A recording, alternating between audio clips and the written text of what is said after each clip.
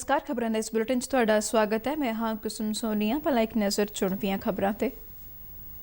भारतीय फौज के कमांडरां दा 3 रोज़ा सम्मेलन का पहला पड़ाव अज नवी दिल्ली विच शुरू। दूजा पड़ाव जून के आखिरी हफ्ते विच होवेगा।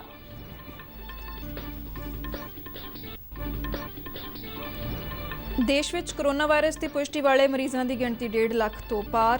हुण तक कोरोना वायरस नाल पीड़ित 64,426 मरीज सेहतयाब होए। कोरोना वायरस कारण 4,337 व्यक्तियों की मौत।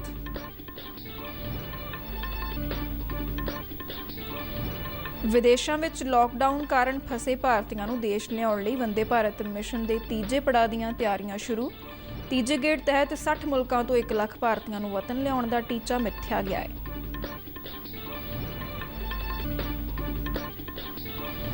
प्रधानमंत्री नरेंद्र मोदी आकाशवाणी ते अपने बहुत चर्चित प्रोग्राम मन की बात तहत ऐतवार 31 मई को देशवासियों को संबोधन करनगे।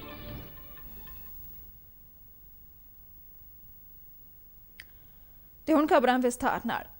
भारतीय फौज के कमांडरां का 3 रोज़ा सम्मेलन का पहला पड़ाव अज नवी दिल्ली विच शुरू हो गया है। इस सम्मेलन 2 पड़ावां विच करवाया जाएगा। दूजा सम्मेलन जून के आखिरी हफ्ते करवाया जाएगा। पहला फौजी कमांडरां का यह सम्मेलन अप्रैल विच होना सी, पर कोविड-19 महामारी कारण इसनूं मुलतवी किया गया सी। इस सम्मेलन विच मौजूदा सुरक्षा स्थिति, प्रशासकी चुनौतियों के नाल भविख विच अपनाई जाने वाली योजना बारे विचार वटांदरा किया जाएगा। अज शुरू होया फौजी कमांडरां का सम्मेलन 29 मई तक चलेगा। देश विच कोरोना का कहर लगातार जारी है। केंद्रीय सेहत मंत्रालय वालों जारी ताज़ा रिपोर्ट मुताबिक पिछले 24 घंटिया में कोरोना के 6,387 केस सामने आए हैं, जबकि 170 लोगों की मौत हुई है। देश भर में कोविड-19 की पुष्टि वाले मरीजों की गिणती 1.5 लाख तो पार हो गई है। भारत सरकार के सेहत मंत्रालय ने दस्सिया कि हुण तक 64,426 मरीज सेहतयाब होए ने ते इस महामारी नाल मरण वालियां दी गिणती 4,337 हो गई है। भावें कोरोना वायरस की पुष्टि वाले मरीजों की गिणती में लगातार तेज़ वाधा वेखण नूं मिल रहा है, पर ठीक होने की दर में भी सुधार हो रहा है। ताज़ा आंकड़ियां अनुसार कोविड-19 के मरीजों के सेहतयाब होने की दर 42.45% हो गई है। महाराष्ट्र सूबा कोरोना वायरस नाल सब तो वध प्रभावित है, जिथे हुण तक कोरोना वायरस के 54,758 मामले सामने आए और हुण तक 1,792 व्यक्तियों की मौत हुई। गुजरात में कुल मामले 14,821 ने, जबकि 915 व्यक्तियों की कोरोना वायरस कारण मौत हो चुकी है। इस तो इलावा तमिलनाडु, दिल्ली, राजस्थान, मध्य प्रदेश और उत्तर प्रदेश भी कोरोना वायरस नाल काफ़ी ज़्यादा प्रभावित ने। इधर पंजाब में हुण तक कोविड-19 की पुष्टि वाले 2,081 मामले सामने आए हैं, पर चंगी गल यह है कि इन्हां विचों 1913 मरीज सेहतयाब होकर अपने घरीं परत चुके हैं। पंजाब में हुण तक कोरोना वायरस कारण 40 मौतां होईयां ने। सेहत मंत्रालय की सकत्तर प्रीति सूदन ने कल नवी दिल्ली में एक वीडियो कॉन्फ्रेंसिंग राही उत्तर प्रदेश, बिहार, झारखंड, छत्तीसगढ़ और मध्य प्रदेश के मुख सकत्तरां, सेहत सकत्तरां और NHM डायरैक्टरां नाल एक उच्च पद्धरी मीटिंग की।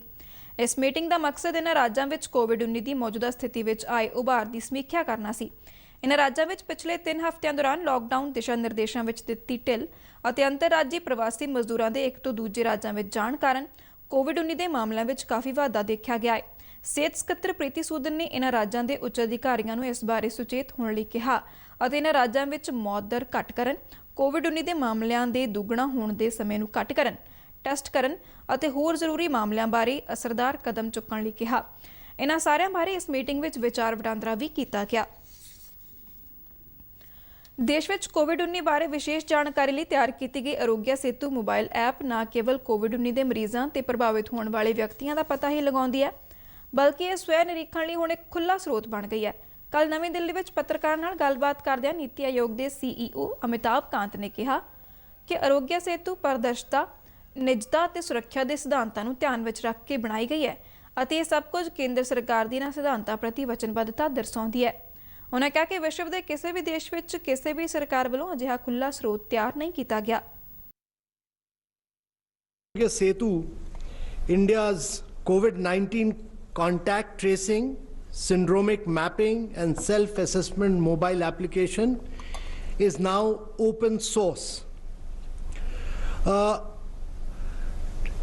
Transparency, privacy and security have been the core design principles of Arogya Setu since its inception, and opening the source code up to the developer community signifies Government of India's continuing commitment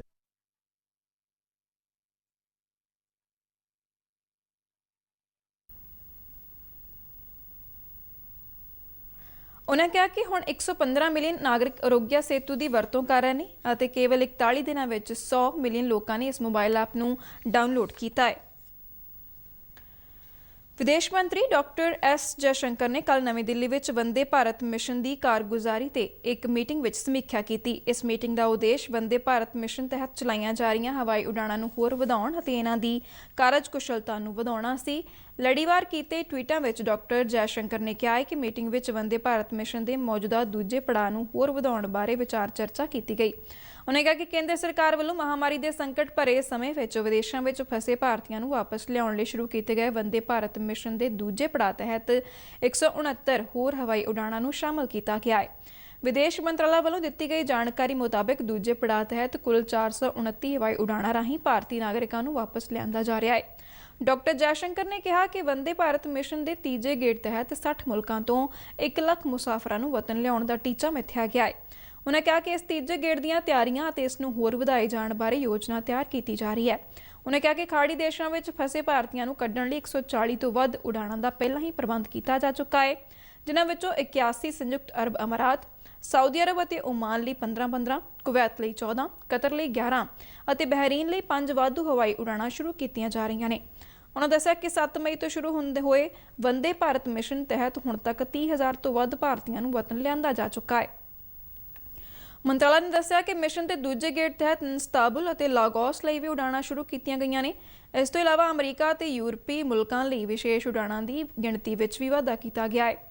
Vande Bharat mission ਤਹਿਤ ਦੁਨੀਆ ਦੇ 98 ਮੁਲਕਾਂ ਤੋਂ ਭਾਰਤੀ ਨਾਗਰਿਕਾਂ ਨੇ ਵਤਨ ਵਾਪਸ ਪਰਤਣ ਲਈ ਰਜਿਸਟ੍ਰੇਸ਼ਨ ਕਰਵਾਈ ਹੈ। ਉੱਤਰ ਪ੍ਰਦੇਸ਼ ਸਰਕਾਰ ਨੇ ਦੇਸ਼ ਦੇ ਵੱਖ-ਵੱਖ ਹਿੱਸਿਆਂ ਵਿੱਚੋਂ ਸੂਬੇ ਵਿੱਚ ਆਏ 15 ਲੱਖ ਪ੍ਰਵਾਸੀ ਮਜ਼ਦੂਰਾਂ ਨੂੰ ਉਹਨਾਂ ਦੇ ਘਰਾਂ ਦੇ ਨੇੜੇ ਰੋਜ਼ਗਾਰ ਦੇਣ ਲਈ ਉਹਨਾਂ ਦੀ ਕੁਸ਼ਲਤਾ ਦੀ ਮੈਪਿੰਗ ਮੁਕੰਮਲ ਕਰ ਲਈ ਹੈ। ਸੂਬਾ ਸਰਕਾਰ ਵੱਲੋਂ ਇਸ ਕੰਮ ਲਈ ਇੱਕ ਪ੍ਰਵਾਸੀ ਕਮਿਸ਼ਨ ਕਾਇਮ ਕੀਤਾ ਗਿਆ ਹੈ, ਜੋ ਇਹਨਾਂ ਪ੍ਰਵਾਸੀ ਮਜ਼ਦੂਰਾਂ ਨੂੰ ਸਮਾਜਿਕ ਸੁਰੱਖਿਆ ਦੇਣ ਦੇ ਨਾਲ-ਨਾਲ ਰੋਜ਼ਗਾਰ ਦੇਣਾ ਯਕੀਨੀ ਬਣਾਏਗਾ। ਮੁੱਖ ਮੰਤਰੀ ਯੋਗੀ ਆਦਿੱਤਿਆਨਾਥ ਨੇ ਫੈਸਲਾ ਕੀਤਾ ਹੈ ਕਿ ਸੂਬਾ ਸਰਕਾਰ ਦੀ ਇਜਾਜ਼ਤ ਤੋਂ ਬਿਨਾਂ ਕੋਈ ਵੀ ਸੂਬਾ ਉੱਤਰ ਪ੍ਰਦੇਸ਼ ਦੇ ਕਾਮਿਆਂ ਦੀਆਂ ਸੇਵਾਵਾਂ ਨਹੀਂ ਲੈ ਸਕੇਗਾ। ਹੁਣ ਤੱਕ ਸੂਬਾ ਸਰਕਾਰ ਕੋਲ 15 ਲੱਖ ਪ੍ਰਵਾਸੀ ਮਜ਼ਦੂਰਾਂ ਨੇ ਆਪਣੀ ਰਜਿਸਟ੍ਰੇਸ਼ਨ ਕਰਵਾਈ ਹੈ ਅਤੇ ਇਹਨਾਂ ਪ੍ਰਵਾਸੀ ਮਜ਼ਦੂਰਾਂ ਵਿੱਚ ਆਟੋ ਮਕੈਨਿਕ, ਡਰਾਈਵਿੰਗ, ਬਿਜਲੀ ਦਾ ਕੰਮ ਕਰਨ ਵਾਲੇ ਕਾਮੇ ਸ਼ਾਮਲ ਨੇ। ਪ੍ਰਧਾਨ ਮੰਤਰੀ ਨਰਿੰਦਰ ਮੋਦੀ ਆਉਂਦੇ ਐਤਵਾਰ 31 ਮਈ ਨੂੰ ਆਕਾਸ਼ਵਾਣੀ ਤੇ ਆਪਣੇ ਬਹੁਤ ਚਰਚਿਤ ਪ੍ਰੋਗਰਾਮ ਮਨ ਕੀ ਬਾਤ ਤਹਿਤ ਲੋਕਾਂ ਦੇ ਰੂਬਰੂ ਹੋਣਗੇ। ਮਹੀਨਾਵਾਰ ਮਨ ਕੀ ਬਾਤ ਪ੍ਰੋਗਰਾਮ ਦੀ ਇਹ 65ਵੀਂ ਕੜੀ ਹੋਵੇਗੀ। ਪ੍ਰਧਾਨ ਮੰਤਰੀ ਨਰਿੰਦਰ ਮੋਦੀ ਨੇ ਇਸ ਪ੍ਰੋਗਰਾਮ ਲਈ ਲੋਕਾਂ ਤੋਂ ਸੁਝਾਅ ਮੰਗੇ ਨੇ।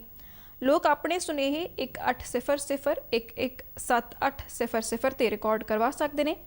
ਜਨਤਾ ਨਮੋ ਐਪ, ਓਪਨ ਫੋਰਮ ਅਤੇ ਮਾਈਗੋਵ ਤੇ ਵੀ ਆਪਣੇ ਸੁਝਾਅ ਲਿਖ ਸਕਦੇ ਨੇ। ਪ੍ਰਧਾਨ ਮੰਤਰੀ ਨਰਿੰਦਰ ਮੋਦੀ ਮਨ ਕੀ ਬਾਤ ਪ੍ਰੋਗਰਾਮ ਵਿੱਚ ਜਿੱਥੇ ਆਪਣੀ ਸਰਕਾਰ ਦੇ ਪ੍ਰੋਗਰਾਮਾਂ, ਲੋਕਾਂ ਵੱਲੋਂ ਕੀਤੇ ਗਏ ਚੰਗੇ ਕੰਮਾਂ ਤੇ ਦੇਸ਼ ਨੂੰ ਦਰਪੇਸ਼ ਚੁਣੌਤੀਆਂ ਦਾ ਜ਼ਿਕਰ ਕਰਦੇ ਨੇ, ਉੱਥੇ ਲੋਕਾਂ ਦੇ ਸੁਝਾਵਾਂ ਨੂੰ ਵੀ ਇਸ ਪ੍ਰੋਗਰਾਮ ਵਿੱਚ ਸ਼ਾਮਲ ਕਰਦੇ ਨੇ ਅਤੇ ਕਈ ਲੋਕਾਂ ਨਾਲ ਫੋਨ ਤੇ ਸਿੱਧੇ ਗੱਲਬਾਤ ਵੀ ਕਰਦੇ ਨੇ, ਜਿਸ ਕਰਕੇ ਮਨ ਕੀ ਬਾਤ ਪ੍ਰੋਗਰਾਮ ਵਧੇਰੇ ਲੋਕਪ੍ਰਿਯ ਹੋਇਆ ਹੈ। ਮਨ ਕੀ ਬਾਤ ਪ੍ਰੋਗਰਾਮ ਆਕਾਸ਼ਵਾਣੀ ਤੇ 31 ਮਈ ਨੂੰ ਸਵੇਰੇ 11 ਵਜੇ ਸ਼ੁਰੂ ਹੋਵੇਗਾ, ਜਿਸ ਨੂੰ ਦੂਰਦਰਸ਼ਨ ਦੇ ਸਾਰੇ ਹੀ ਚੈਨਲਾਂ ਤੇ ਵੀ ਵੇਖਿਆ ਜਾ ਸਕਦਾ ਹੈ। ਮਨ ਕੀ ਬਾਤ ਪ੍ਰੋਗਰਾਮ ਦੇ ਤੁਰੰਤ ਬਾਅਦ ਡੀਡੀ ਪੰਜਾਬੀ ਤੋਂ ਇਸ ਪ੍ਰੋਗਰਾਮ ਦਾ ਖੇਤਰੀ ਭਾਸ਼ਾ ਵਿੱਚ ਰੂਪਾਂਤਰਣ ਪ੍ਰਸਾਰਿਤ ਕੀਤਾ ਜਾਵੇਗਾ, ਜਿਸ ਨੂੰ ਡੀਡੀ ਪੰਜਾਬੀ ਦੇ ਦਰਸ਼ਕ ਰਾਤ 8 ਵਜੇ ਮੁੜ ਵੇਖ ਸਕਣਗੇ। ਪੰਜਾਬ ਦੇ ਕਿਸਾਨਾਂ ਲਈ ਖੇਤੀ ਮਹਿਕਮੇ ਵੱਲੋਂ ਫਸਲੀ ਭਿੰਨਤਾ ਲਈ ਕੀਤੇ ਜਾ ਰਹੇ ਉਪਰਾਲਿਆਂ ਨੂੰ ਭਰਵਾਂ ਹੁੰਗਾਰਾ ਦਿੱਤਾ ਹੈ। ਇਸ ਵਾਰ 12.5 ਲੱਖ ਏਕੜ ਰਕਬਾ ਨਰਮੇ ਕਪਾਹ ਦੀ ਕਾਸ਼ਤ ਹੇਠ ਲਿਆਂਦਾ ਜਾ ਰਿਹਾ ਹੈ, ਜੋ ਪਿਛਲੇ ਸਾਲ 9,70,000 ਏਕੜ ਸੀ। ਖੇਤੀ ਮਹਿਕਮੇ ਦੇ ਵਧੀਕ ਮੁੱਖ ਸਕੱਤਰ ਵਿਸ਼ਵਜੀਤ ਖੰਨਾ ਨੇ ਦੱਸਿਆ ਕਿ ਹੁਣ ਤੱਕ ਪੰਜਾਬ ਵਿੱਚ 10 ਲੱਖ ਏਕੜ ਰਕਬੇ ਵਿੱਚ ਨਰਮੇ ਦੀ ਬਿਜਾਈ ਹੋ ਚੁੱਕੀ ਹੈ ਤੇ ਛੇਤੀ ਹੀ 12.5 ਲੱਖ ਏਕੜ ਦਾ ਟੀਚਾ ਪੂਰਾ ਕਰ ਲਿਆ ਜਾਵੇਗਾ।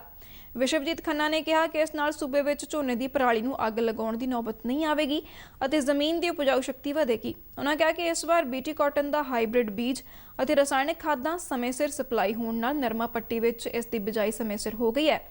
ਉਨ੍ਹਾਂ ਦੱਸਿਆ ਕਿ ਨਰਮਾ ਕਪਾਹ ਦੱਖਣੀ ਪੰਜਾਬ ਵਿੱਚ ਸਾਉਣੀ ਦੀ ਦੂਜੀ ਮੁੱਖ ਫਸਲ ਹੈ। ਇਸ ਦੇ ਨਾਲ ਹੀ ਖਬਰਾਂ ਦਾ ਬੁਲੇਟਿਨ ਖਤਮ ਹੁੰਦਾ ਹੈ। ਆਗਿਆ ਦਿਓ। ਧੰਨਵਾਦ।